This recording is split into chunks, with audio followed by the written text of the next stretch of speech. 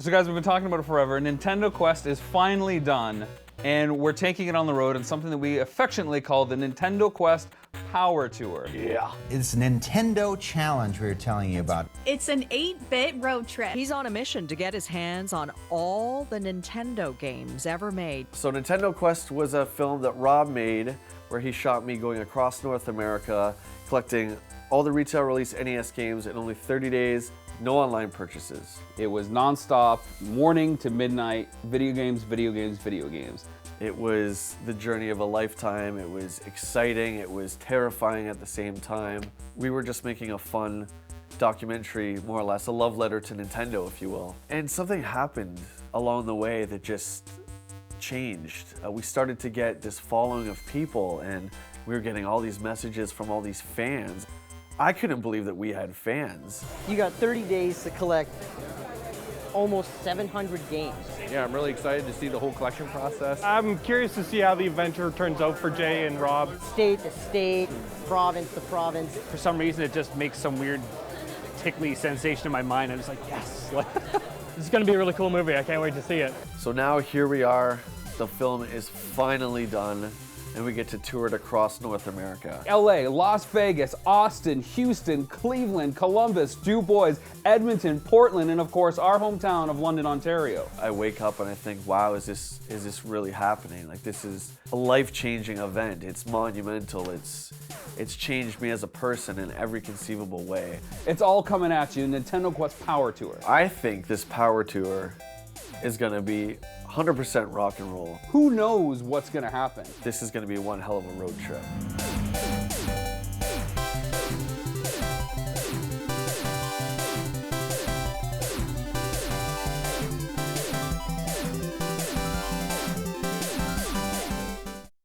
World premieres tonight, buddy. Are you nervous? Are you nervous? Yeah? Where are we? We're on Barstool, on the edge of the desert. We're in Barstow. This is special for you and I because we're huge fans of Fear and Loathing. So we've been driving through all this stuff. So yeah, we stopped here and we're just getting fueled up, getting ready for a long day of shooting. And the premiere tonight, Are you nervous about the showing? I'm excited. I'm excited to show our hard work to everybody finally. Jay and I have a really busy day ahead that includes game hunting and signing our DVD covers for Kickstarter. But first, we gotta get to Los Angeles.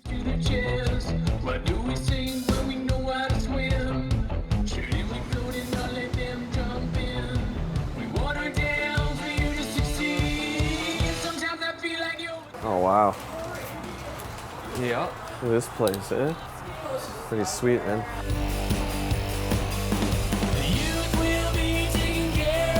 World 8's an awesome store in LA on Vermont near Olympic. They've been in business since 2001, cater to both retro and current gen crowds, and is family owned. Boasting Amiibo and Smash tournaments, I guarantee you'll feel right at home in World 8. Well, we knew that we'd see these again. Stack of NES carts. What is the first thing that goes through your head when you see all these NES carts stacked up like this? Thank God I don't have to do that again. Well, at least you don't have the time limit. Yeah. Wow. This makes me feel like it takes me right back. Do you know what I mean? Like I have that feeling of like anxiety and stress kind of. I get the same feeling. I'm getting goosebumps now thinking about the 30-day marathon leading up of course, the Nintendo Quest premiere tonight. Do you know what's funny is that my rarity radar is going off right now, and it's kind of like Predator vision. All I can see is this. Ninja Gaiden 3, okay. Yeah, because that's like the one. I mean, obviously I don't need Ninja Gaiden 3, but I do you know what I mean? Like, Like they it's have it like at 60 bucks, so like, right there. Boom, that's Right, the one right that there. stands out. Yeah, the Dracula's Curse caught my eye. Actually, the Super Nintendo Donkey Kong Country is like kind of standing out. Final for me. Fantasy 3, Mega Man X3, 179. Yeah, look at the label though, man. Look, check it out. Yeah. That's a case of like label damage. Yeah, there's X2, which is pretty cool, 150. I'm actually surprised at the amount of super games that they got here now that we're looking, right? Things are starting to really click. You know what's cool about this store, what I'm noticing, is that the rare stuff seems to be kind of mixed in too. Yeah, it's not separated. It's like, here's everything for this library, like, and start the hunt. Like, they even, a lesser rare game, Bill and Ted's, you know? Yeah. Anything sticking out for you? I don't even know what your top 10 list is. We can talk about that. I almost don't want to know. I almost just want to know when you get one. It's nothing here, so there you go. Right.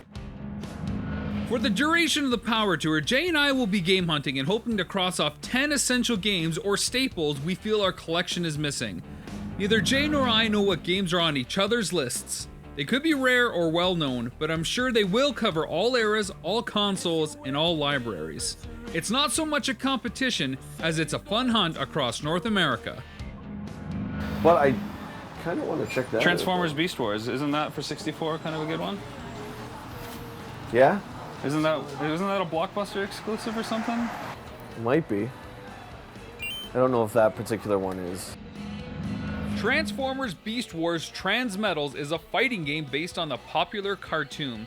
It was released for both the Nintendo 64 and PlayStation, but the N64 version was a Blockbuster video exclusive, meaning it was initially only available for rent. Finding a game like this for sale is pretty rare. Did I forget to mention it had different endings for all the characters? For 29, I don't think that's the one. But look at all the other 64 prices, under $5. Yeah, there's some really good Except prices. for Star there. Fox 64.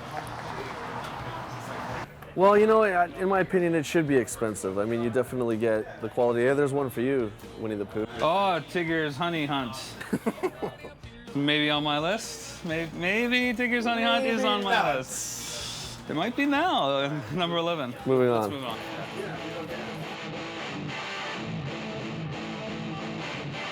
Time is money and money comes power. They knocked us on a new hour.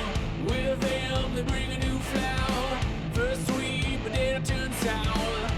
Time goes on. Are you allowed back there, dude? I don't know. Nobody's really looking.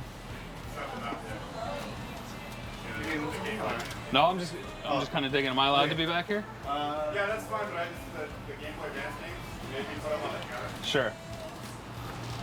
Getting in trouble.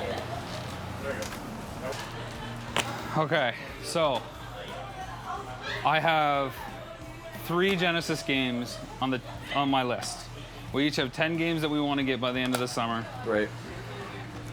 I got 3 Genesis games. There's a lot of Genesis games. Well, this could be it. Trust in the hands of others. I place trust in yourself.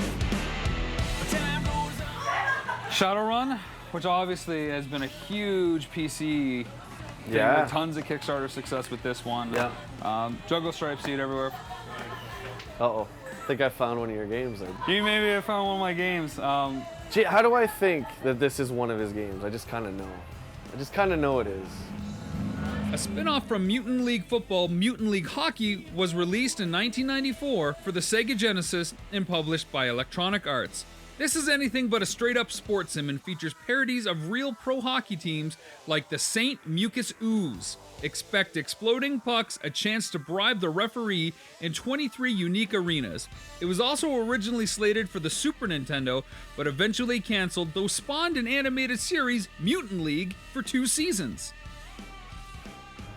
You're a big EA Sports guy, hockey in particular, and this is basically the Genesis EA hockey engine with like mutants and stuff like that on it. So Book and everything. $90.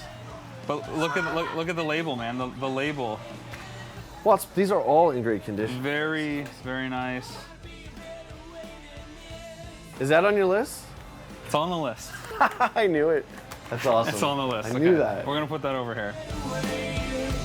Must be a better way than this.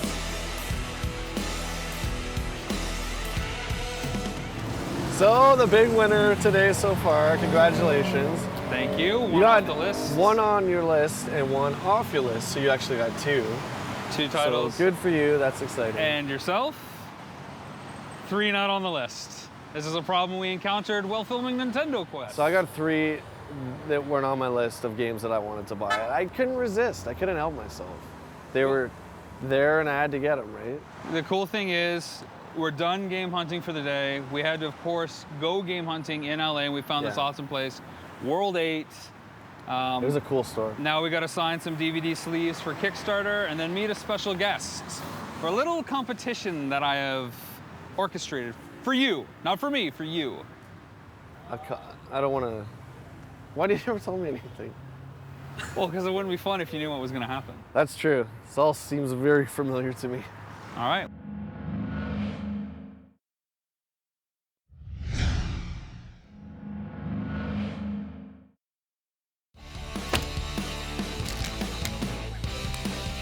Non-related game in question. Okay? Do you hate it when you're talking on the phone and somebody else is getting you to play the middleman? Like you're relaying information? Is this a Seinfeld bit? No, this 'Cause is... it feels like a Seinfeld bit. This is the first step, and I got one more insult to this. So when you're talking to someone on the phone, they're like, oh, who are you talking to? Oh, I'm talking to Tracy. Oh, and then tell them I say hi. Tell them I said hi. And then you're like, going... hi. She says hi. Tell her I said hi back, and you're like, hi. What makes it worse is when they take the phone from you and you've been cut out of the conversation. And you're sitting there watching somebody on your phone have the conversation. No, I think what's worse is when they keep the conversation going, here, just take the phone. Here, No, here, I talk, hate... You talk to them, and they're like, no, you just tell them I said Because this when for me someone real takes the quick. phone, now I'm sitting there watching them talk on my phone to the person I wanted to talk to. Yeah, I don't think I've had that. Yeah, I don't like it. Or yeah, to further that, even when they say goodbye, Yeah. like, okay, goodbye, and you're like, well, I wasn't done talking to whoever. Yeah. Tracy, whoever Tracy is. This mythical Tracy. Tracy must be related to Mike Diamond, your alter ego everyday gamer that you use. What's the best Halloween costume you've had? Or was it best one or favorite one? My favorite one, I think, was when I was Luke Skywalker from Return of the Jedi. My mom made that for me. What about you? I had one where I was the Crow. But the Crow usually isn't a portly character. You said it, I mean, that's what I was laughing at. That's not very nice of you. When was that? I don't remember that. A year that I've blocked out since. Is that why you don't dress up? Because you never dress up. I always have the theme parties, like come as your rock star, come as your favorite I movie dressed guy. up for your New Year's dress-up party. I was Vince Neil. I even wore the Motley Crue shirt so everybody knew. That's true. Before Kelly's New Year's party, you didn't dress up. Yeah, I did. I was just generic 80s dude. Remember I had the step shaved in my head? That doesn't count. It doesn't not count. I don't want to be some bootleg half-assed costume that clearly looks thrown together from Value Village. Don't you hate that? I applaud the effort, but I don't like the... I don't know. The throw me down. I look back at it now, and that particular party we're talking about, my Hunter S. Thompson costume could have been a lot better.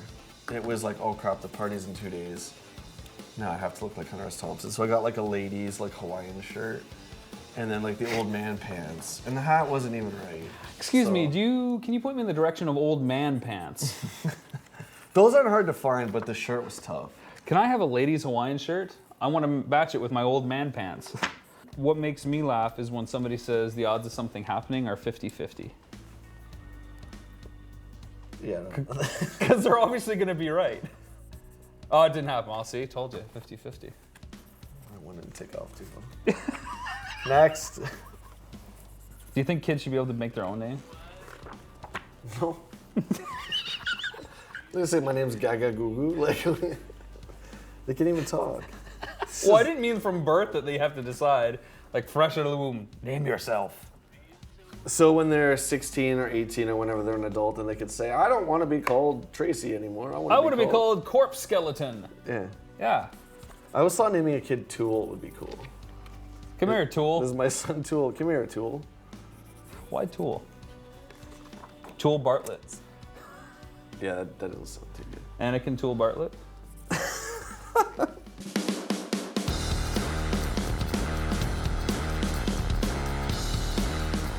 So Rob just dropped me off, kind of in the middle of nowhere. I'm just kind of standing here, I guess, waiting for our special guest. I don't know, I don't really have a good feeling about this one. I have no idea where I am or what's gonna... Hey, what's up, Carrie? Hey, I've been waiting for you. Rob said that we were gonna do a little dance-off today for the NES Club blanket for the premiere tonight. What? Yeah, you think you up to it? You think you can dance 76, 140 hours against me? Carrie Swidecki is a multi-Guinness World Record holder. She's best known for marathoning Just Dance at over 76 hours, but she plans to smash that accolade with a new record attempt, 140 hours. That's over 6 days of video game dancing for this sorceress from Bakersfield. Oh yeah, she's also a presidential fitness wizard. And ever since I had a giant blanket made up for the NES Club with Jay's face on it, she's been dying to get a hold of it. So if she can beat Jay dancing today, it's hers, but she has to beat him to get it. Rob put you up to this? What a shock. Yeah, are you up for the challenge? You think you can handle a little dance off there? No, but all right, let's do it, I guess. All right, let's do it, man.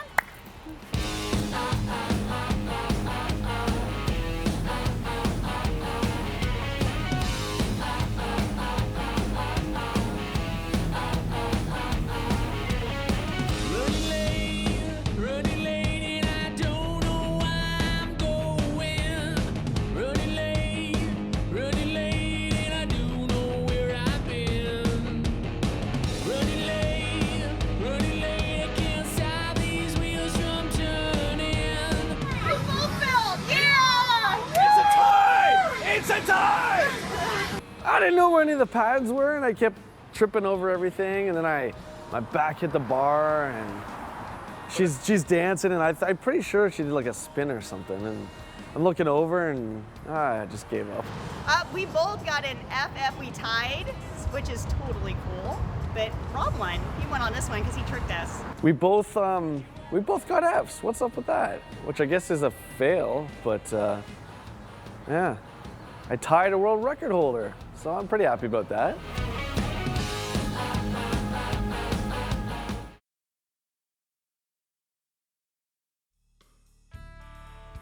But we are on Rodeo Drive in Beverly Hills. That's where we is. For the first screening of Nintendo Quest. Because that whole thing kind of...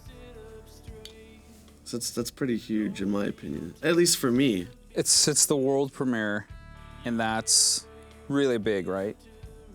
But because we're doing this as a tour, a 13-city tour stop now. Yeah. I feel like we're the rock band, and this is just the first show going all the way down. And so every show leading up that we go to is just gonna keep building. But man, what an opening city. LA. She's a temptress. Yeah. She's a temptress. You seem to lose your voice. Your mind's made up for you. You have no choice. You have no choice.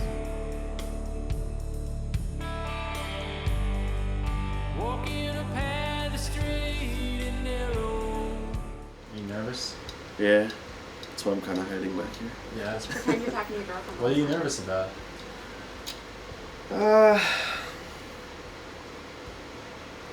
There's a lot of me out there, so it's kind of, it's a personal story, so I'm kind of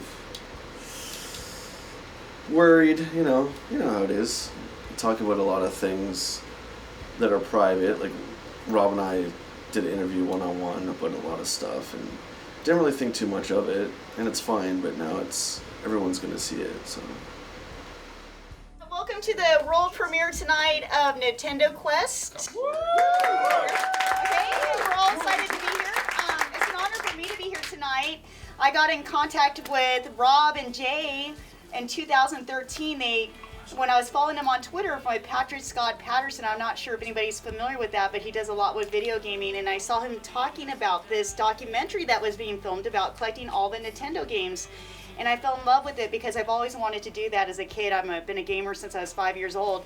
And I contacted Rob and I said, I really love your project. I wish you guys the best of luck.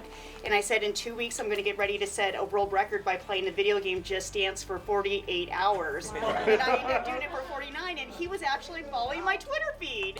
And he saw that. And after I did that, he contacted me. He goes, we got to drive down and interview in Bakersfield, California. I said, I'm honored that you want to interview me for your documentary. So they came down, and that's kind of how I got involved with the project in it for a few minutes, but I'm honored to be a part of it because I love Nintendo and it's just my childhood. And I can't wait to see what happens, the outcome, if they really get all the games. So I'm just a big fan of the project.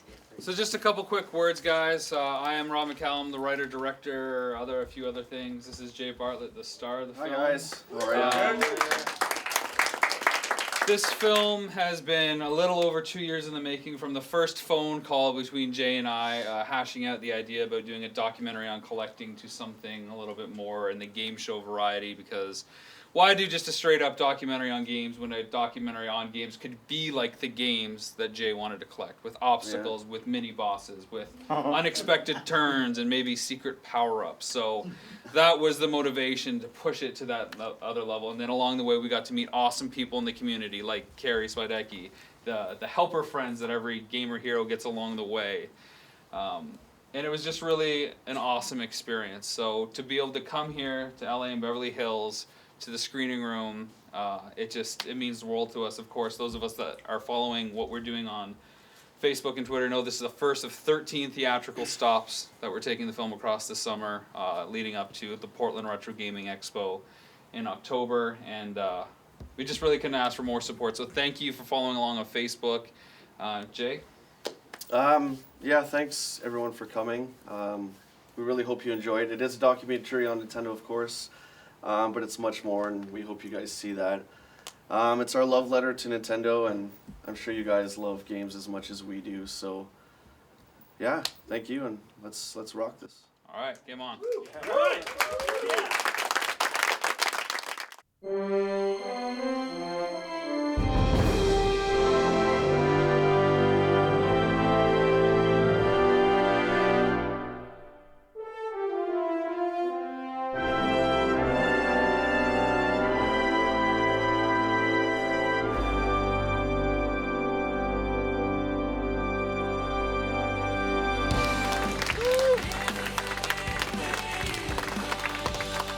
I thought it was incredible.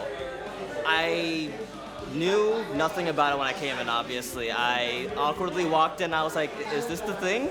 I don't know what I'm doing. But I got sucked in roughly 3 to 4 minutes in when I realized what was actually happening. And I thought, wow, this is really incredible. I didn't think anybody would ever do something like this. It kind of falls in the same category as like King of Kong, kind of, and it was cool to see like that guy's journey. Gamers will definitely relate to his passion and his respect for the library, for the games that they'll recognize, games that I did not recognize. Anybody that's interested in video games should see this movie because I think it gives another insight about why people collect this, why they're passionate about it. Go get NES Quest. Any real collector needs this in their collection. I understand that human aspect about it, and that's one reason I love this movie so much.